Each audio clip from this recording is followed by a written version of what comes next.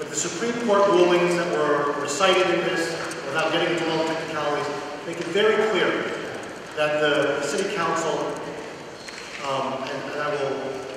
has the power, and let me quote from the Supreme Court ruling, the power to access consultants at times may be a necessary ancillary to a City Council's legislative and investigative functions. The Corporation Council's opinion is flat out wrong. I will put that on the record.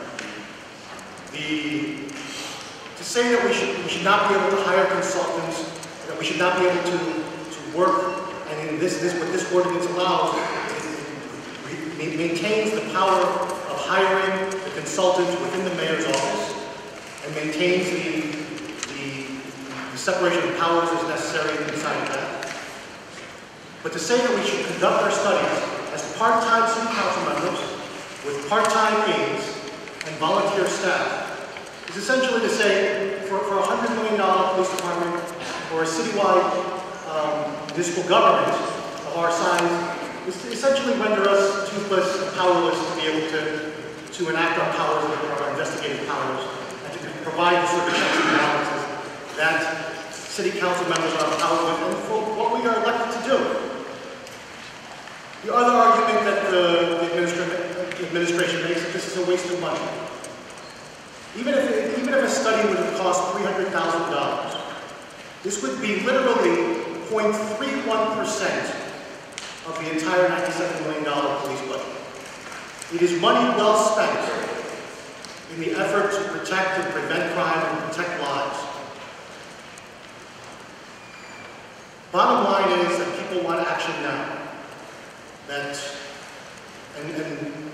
Let me also just add that there's been a lot of talk and we had information presented to us last night.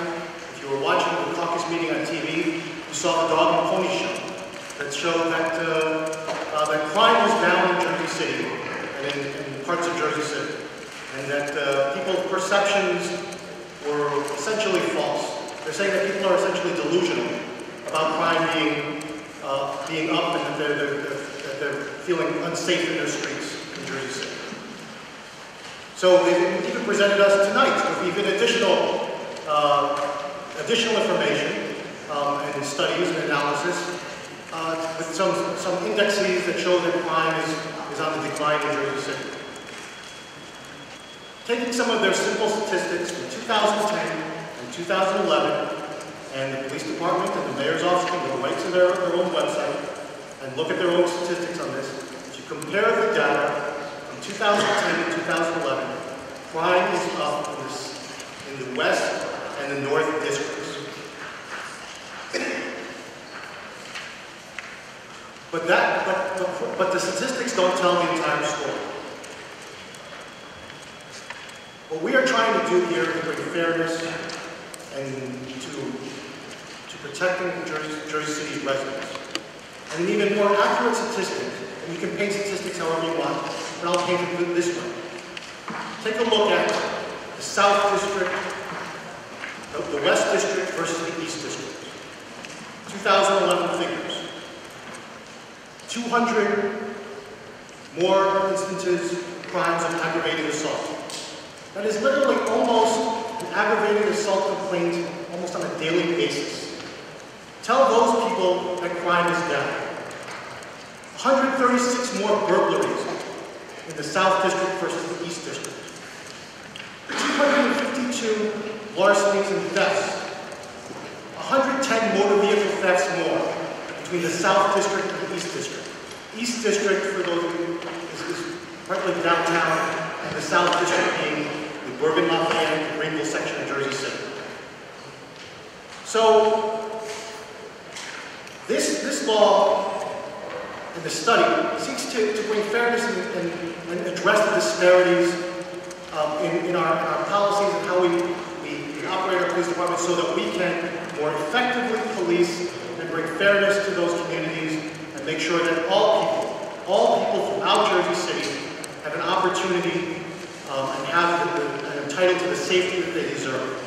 So I urge all of my colleagues on the City Council to take a stand for the people of Jersey City.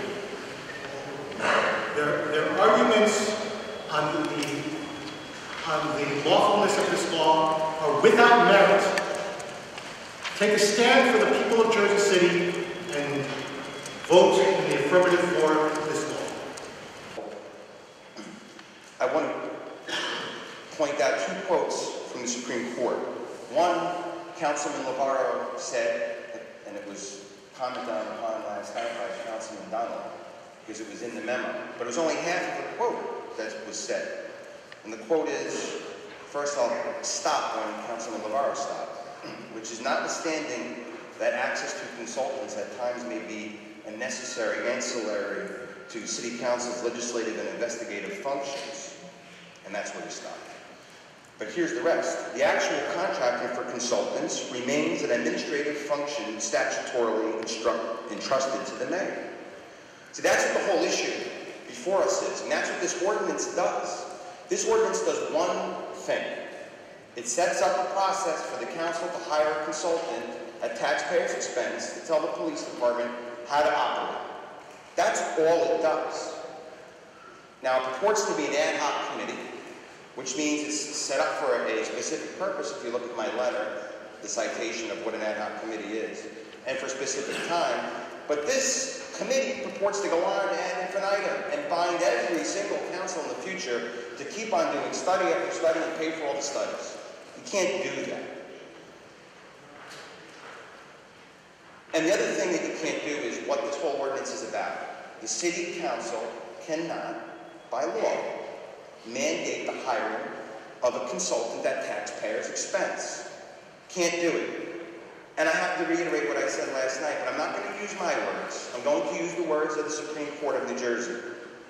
And they're pretty easy to follow. Again, these aren't my words. These are the words of the New Jersey Supreme Court. Written into the ordinance. And the whole procurement and bidding and whatever that process entails, all of that still resides with the mayor and the administration to do that. That's number one. Number two, you said the chief doesn't want that. Well, frankly, the people of Jersey City want something done. So while the chief may not want it, and for whatever reason that he may have, the people of Jersey City want to see that we take action to prevent crime in Jersey City and take more meaningful action that's being done right now. Cucci administration is that Mayor Cucci presented a contract to the council for ratification to do a study of the police department. The council declined to approve that contract, and the mayor took from his political fund monies to hire the former commissioner of police of the city of New York City, Patrick Murphy, who was working then for the National League of Cities. And in response, then Council President Glenn Cunningham did an ordinance that would require a study during every mayoral administration. But this ordinance has never been enforced, and there's never been a study since that ordinance was enacted